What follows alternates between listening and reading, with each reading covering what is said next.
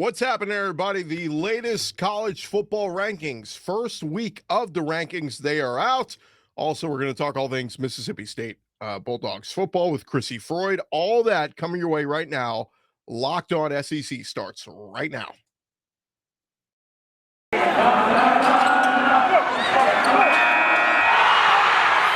are Locked On SEC, your daily podcast on the Southeastern Conference. Part of the Locked On Podcast Network, your team every day. And roll along here, Locked On SEC starts right now. Tons of stuff to get into, including the college football playoff rankings. The first round coming out last night, and we start with what the playoff committee had to say. And so let's jump right into it. Tons of stuff to discuss as Georgia, the number one team in the selection committee rankings. No surprise there. But Alabama coming in at number two right there. Reading what the playoff committee had to say, they said Georgia was seen as the number one team, hands down, and then Alabama. It said even with the loss to Texas A&M, the committee looked at the quality across the board and their strength of schedule, their strong record. They ranked them number two, and it was a strong consensus for Alabama. Michigan State, still undefeated, had a very impressive win this past weekend against a good Michigan team.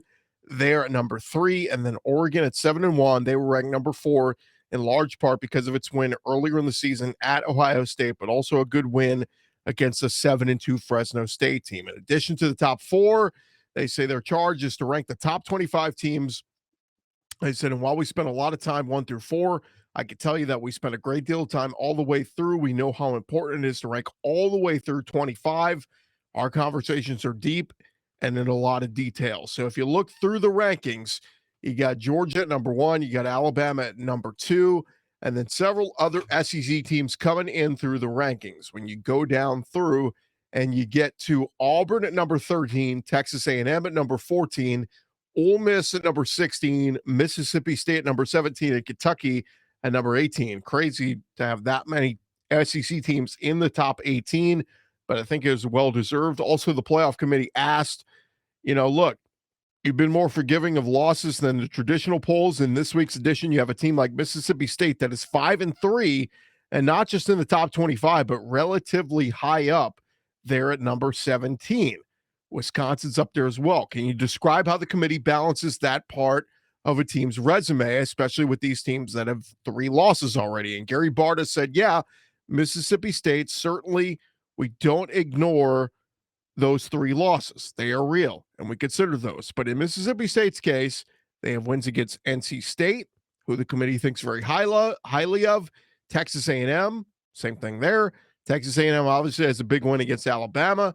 And then this past week, Mississippi State winning impressively over Kentucky. He said, really, in Mississippi State's case specifically, I'll just tell you the committee really focused on those 3 wins that impressed the committee enough to put them at 17. So again, when you look at where they have them right now on the college football playoff conference call, the chairman, Gary Barta, said the committee starts with no prior assumptions. We don't think about what happened in previous years. Preseason polls do not come into the discussion. So when you consider that, look, the deal is that they're starting fresh. That they don't take in the preseason polls or anything like that, if you believe them. And so the question is, could a 2-loss Alabama still sneak in? If Alabama were to slip up and, let's say, lose to Georgia in the SEC title game, could they still get in? Here's what ESPN says. They said it is clear the committee likes the Crimson Tide in spite of their loss to Texas A&M. The committee ranked the Aggies number 14.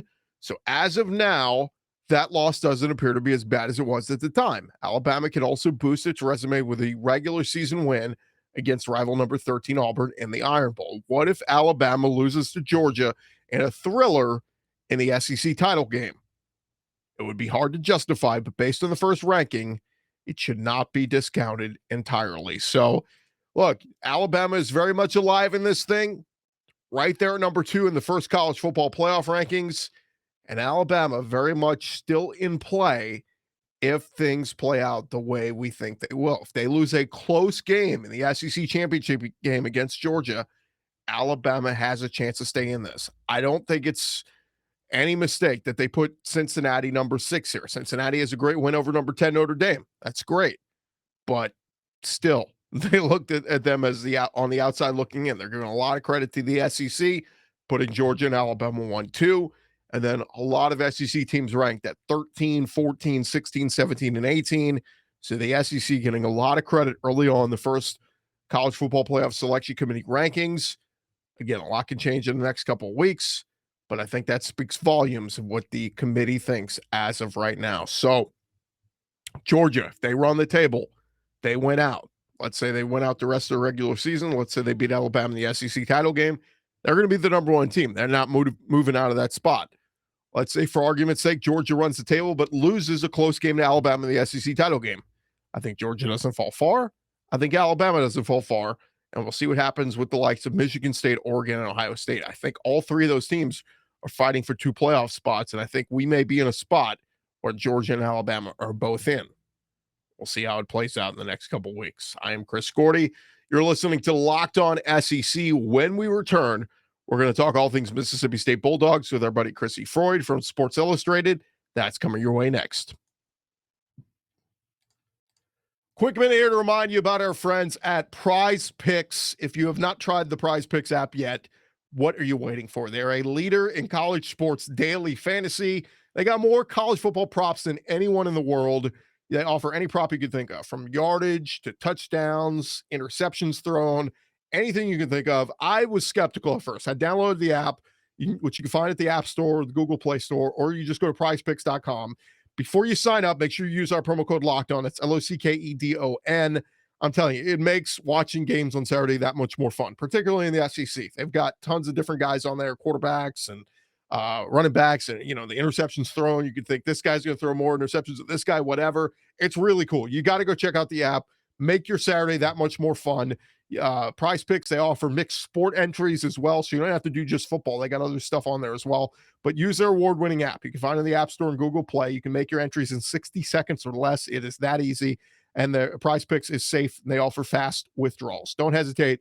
Go to prizepicks.com right now. Use our promo code LOCKEDON or download the app in the App Store. PrizePicks is daily fantasy made easy. This episode of Locked On SEC is also brought to you by McDonald's, proudly serving communities since 1965. McDonald's has always been more than just a place to get tasty, affordable food. It's a place where friends and family can come to reconnect, a place where classmates meet up for a study group, knowing they'll have dependable Wi-Fi, endless supplies of French fries and McFlurries. Win or lose, it's a place teammates, competitors, the home team or the away team can come to recharge. And it's the place you always look forward to stopping at on a long road trip to rest your legs and refuel. Think about it. Just about every SEC campus I've been to, there's a McDonald's within 5 minutes of the campus. Always students in there doing their thing, using the Wi-Fi and enjoying some of the great food. I encourage you, if you're out on a tailgate or game day, whatever, stop by McDonald's after a busy day or when you're running late and you got to grab something quick. McDonald's is the place to go. So head over to your local McDonald's to refuel and reconnect. Of course, we always say, did somebody say Locked On SEC watch party? We could do one there. Go to McDonald's. As always, I'm loving it.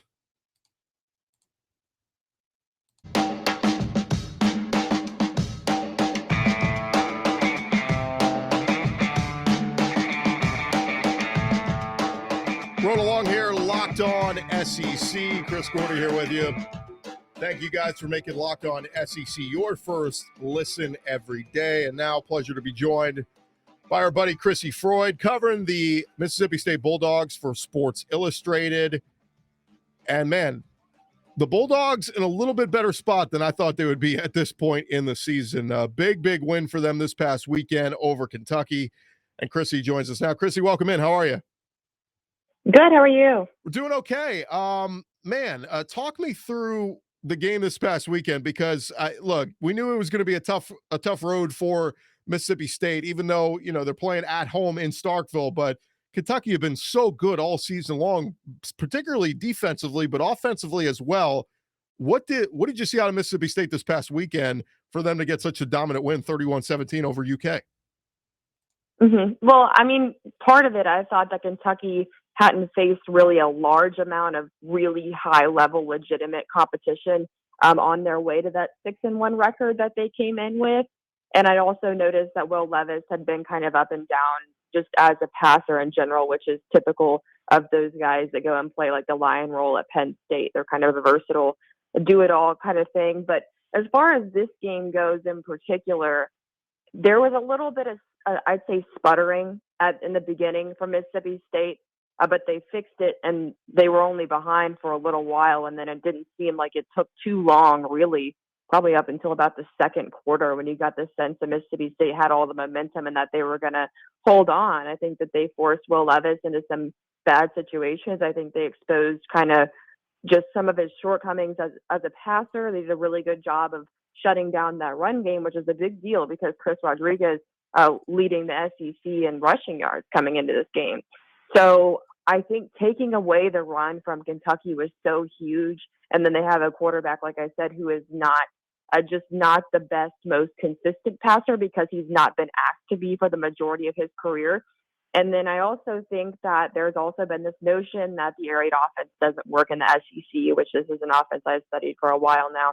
That's absolutely not true. So this is how it works. So the way that it's set up is you spread the defense out so much to the point that they can't possibly cover everybody. But it's only going to work if your players execute every time. And I think that there have been some times that Mississippi State this season has had issues with execution. And this is still a really young team, but it's finally starting to click. And the first time we saw them turn the corner was against Texas A&M. So I think everyone was locked in, and it sounds cliche, but everyone did their job. And that's why you have Will Rogers with the 92% record-breaking completion percentage with 30 attempts or more. It's not the SEC record like some people are saying, but it is for 30 attempts or more. So I think that just everything went well for them on offense. They were able to take away what Kentucky was best at and limit the explosive plays, and that's what it came down to.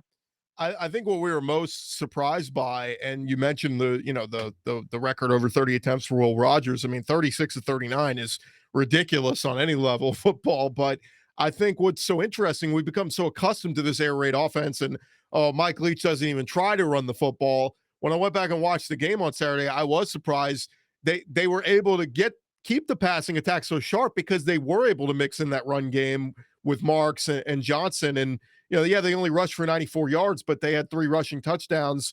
Just talk about how you saw them finally incorporate the run with the pass, and they were able to keep Kentucky guessing. Yeah, I think that part of that comes down to just some, trickery, which this is not, there's nothing tricky about the air raid, but every once in a while, I mean, just from a coaching perspective, your philosophy, what you do best, but you also know that these people you're going in against think that you're going to come in and throw it every single time, and you're immediately going to catch them off guard and probably catch some momentum in certain situations if you can throw them off by doing something that they just simply weren't prepared for. And it looked like Kentucky was not really prepared for that. And then also, whenever you have the talent of guys like Jaquavius Marks and Dylan Johnson, you use it and you find the best ways to use it. And I think that these are guys that showed, particularly in this game, that they could run physically. So you have really, to me, the most versatile running backs in the nation, and you can do everything with them. And using the run in certain situations was working against Kentucky. So repetition, I mean, that applies as well. And I think that as the running game here has gotten better, it's something that can be incorporated. I mean, that's also a misconception about the air raid to me, is that the air raid never runs the ball. I mean, if you go and look at Nevada and air raid teams across the nation, UVA uses Brennan Armstrong's legs from time to time as well.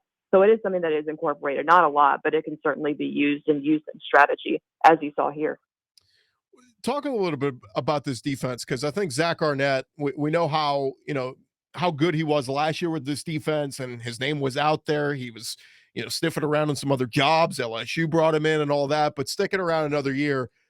This Mississippi State defense is really starting to play well. I mean, granted, 2 weeks ago, they beat Vanderbilt, and Vanderbilt's not very good. But, man, to hold Kentucky to 17 points, you hold A&M to just 22, I think Zach Arnett deserves a lot of credit. What are you hearing around Starkville? Are people really starting to give props and say, hey, man, we really do have a really good defensive coordinator here? Oh, yeah. No, I think that he's right there neck and neck with the same amount of praise that Leach gets, and rightfully so. I think also that this past game against Kentucky was probably the best example that we've seen of this team playing complementary football. And there have been several times that this team has made mistakes on offense in games earlier this season where the defense has bailed them out several times. So I would say that it's kind of a back and forth thing. I mean, at the same time, there have also been games where the defense has given up 2 or 3 explosive plays that literally change the entire outcome. So that's a downfall for them as well. But I think that on both sides of the ball that this team's really starting to play at a high level. And this is a defense that does it all and ranks, I don't have the exact number in front of me. It might even be number one, but ranks really highly in the nation in turnovers and takeaways and forcing turnovers, stuff like that. So, I mean, against this team, against Kentucky, they did it all. They stopped the run. They put Will Levis in bad situations. They were able to force turnovers and then do something with them. I mean, it was about as much as you could possibly ask for a defense. And they did it without Martin Emerson Jr., too, because he got ejected for targeting way early in the first quarter. And that's considered one of the best players in his secondary in the nation right now, possible first-round draft pick, too. Need to remind you guys, Built Bar is still the best tasting protein bar ever. Look, we tell you all the time, if you have not tried a Built Bar by now, what are you waiting for? You're missing out. They say it's a protein bar, but it doesn't taste like one. It tastes like you're eating a candy bar. It has none of that chalky aftertaste that you get from some of those protein bars out there. Built Bar is soft. It's covered in 100% real chocolate. And when you bite into it, you'll know you're eating something different. Built Bars are low in carbs, low in calories, low in sugar, high in protein. So all of the healthy benefits on top of just being purely delicious. And they've got so many different flavors. There's something for everybody, whether it's the mint brownie, which is my favorite, the raspberry, the coconut almond, salted caramel, literally any flavor you can think of. I always tell people, if you haven't tried them yet, go to built.com right now. You can try the variety pack, get a different flavor, and try them all. Or this month, Built is even coming out with new limited time flavors every 3 to 4 days. So check their website often. You don't want to miss out. Go to built.com right now. If you've never ordered from them before, use our promo code LOCKED15. That's LOCKED15. You'll get 15% off your order. Use promo code LOCKED15 for 15% off at built.com. Also need to remind you about our friends at BetOnline. They are back and better than ever. A new web interface with basketball season starting up. We've got everything you can think of, from the stretch of college football season to NFL. Of course, the NBA is in full action now. Go check out their new updated desktop or mobile website. You can sign up today and receive a 50% welcome bonus on your first deposit. Just use our promo code LOCKEDON, LOCKEDON, on your first sign up. You'll receive a bonus. BetOnline, they remain your number one spot for all things basketball and football action this season. They're the fastest and easiest way to bet on all your favorite sports. Look, we actually have the SEC back, a full slate of games this weekend. None of that crap with just 4 games like we had last week and the week before. Full slate of SEC games. Make sure you are getting in on the action. You don't want to be that dud sitting there Saturday night going, man, I called that upset. I knew that was going to happen. Put your money on it, bro. Go to betonline.ag. BetOnline is where the game starts. Continuing our conversation with Crissy Froyd, SI, covering the Mississippi State Bulldogs. And Crissy, it's so interesting to see where Mississippi State is right now. I mean, sitting at 5-3, third in the West. They got 2 tough road trips coming up, going to Arkansas and to Auburn, and then, of course, the Egg Bowl to finish things off. But, man, before the season, I make bold predictions. One of my bold predictions was that Mike Leach may not last till the end of the season. I thought he might be on his way out, but he's done such a fantastic job. And even more so when you look back, everybody remembers, the scare against Louisiana Tech week 1. And then the Memphis game, you look at how that one slipped away because of the busted play on the punt. And then the LSU game, they lose by a field goal a week later. It's crazy to say, but we could be talking about really a 7-1 team right now in Starkville if things had went their way against Memphis and LSU. Of course, the Alabama game wasn't close, but that's not far off to say this could have been a 7-1 team at this point. Yeah, I think so too. I think that there were about 3 egregious officiating errors against Memphis, and I think that would have been a relatively decent win. You saw what Mississippi State did in the last somewhere between 2 and 5 minutes, which is crazy. That's the thing too, is this team has the ability to rally like none other that I've ever covered. But I mean, Mike Leach has record like record-setting comebacks at every single school that he's been at. And to your point earlier about him being on the hot seat, I mean, last season was not good at all. But the way that I see it is Mike Leach is my philosophy when it comes to him is when he comes to a program, it's not a matter of if you're going to have success, it's a matter of when. I mean, you look at what he did with Texas Tech and Washington State, two teams completely off the radar, got them into the rankings, led them to bowl appearances. They have not done it since he left. And then whenever he came over here, part of the thing last season, I mean, you had the COVID thing going on in the off season, and then you had this super young team, one of the youngest teams in the conference. You can't even get to your players until like right before the season starts, and you're installing a new scheme on both sides of the ball that's extremely different from the one that they ran before over Zoom. So I don't want to say it was a recipe for disaster, but it was due to circumstances that were out of their control. And when you look at what they were still able to accomplish down that final stretch of the season, given all the stuff that they're up against, it's actually more impressive than it is underwhelming, at least the way that I look at it. So, and when it comes to the LSU game, it's just a matter of like two explosive plays and then that missed field goal. So, I mean, I think this team is much better than its record reflects. And I had projected ahead of the season that they would finish at 9-3. So I could still be on track for that. So we'll see. Yeah, no doubt. I mean, that would be a fantastic season for Coach Leach, and I think a lot of Bulldog fans would certainly take that.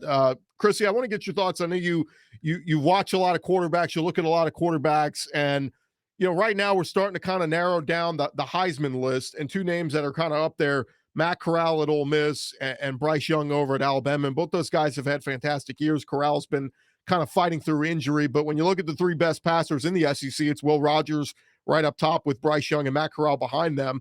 I guess my question is, if you had who's your leader in the clubhouse right now? If you got a Heisman vote, kind of where would you lean right now? Well, I mean, I personally lean toward either Kenny Pickett or Carson Strong, but part of this is a popularity contest, so they probably won't win it just because they don't play in the SEC. But anyway, so I would say that the front runners just by default here, the way that it's going to end is it's going to be between Bryce Young and Matt Corral. I think that Matt Corral has been much more of a difference maker than Bryce Young has. There's been actually a lot of aspects just as a prospect of Bryce Young's game that don't really impress me, to be honest with you. So I would put Matt Corral there. I mean, he does a lot of good things within a high-powered offense, and he's, gone on the field, I think, twice this season, clearly injured, and has still been running around everywhere and making things happen. And his heroics weren't enough to beat Auburn.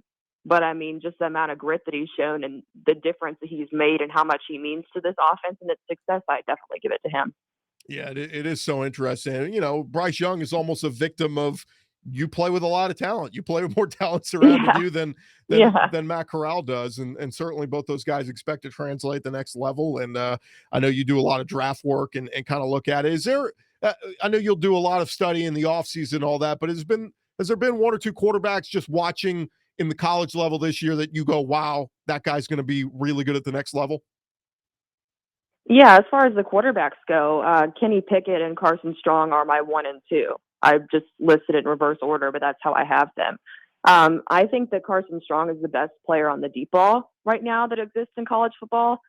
Kenny Pickett just broke Dan Marino's record and has done some really good things within a pro-style Pitt offense, and this is a team that's kind of had its ups and downs before, and he started putting up these video game numbers, which, I mean, they're not running a scheme that is so pass happy or they have a bunch of players that are kind of making up for him. I mean, he's literally doing all that himself, and he started putting them up and then for a long time just never dropped off.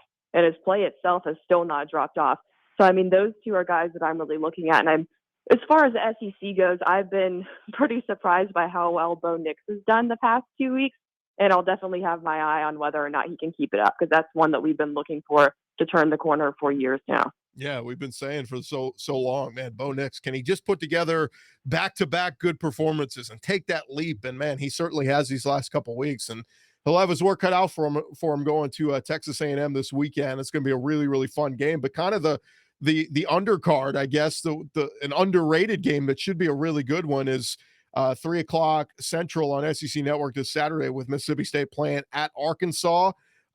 Just an early thought on that game. What's it going to take for the Bulldogs to keep this win streak going and get a victory against Arkansas? Well, I think Arkansas has a lot of soft spots. They just snapped a 3-game losing streak against Arkansas Pine Bluff.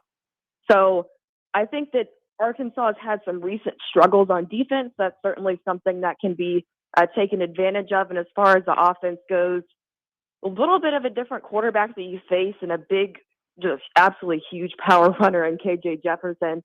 But he's been a very inconsistent passer. And I mean, he's lucky to complete over 60% of his passes in a game because he has some accuracy issues. So I think just like with Will Levis, you force him into a bunch of passing situations, you take advantage of a spotty defense and a team overall that's just been struggling as of late. And I think the Mississippi State can get the win.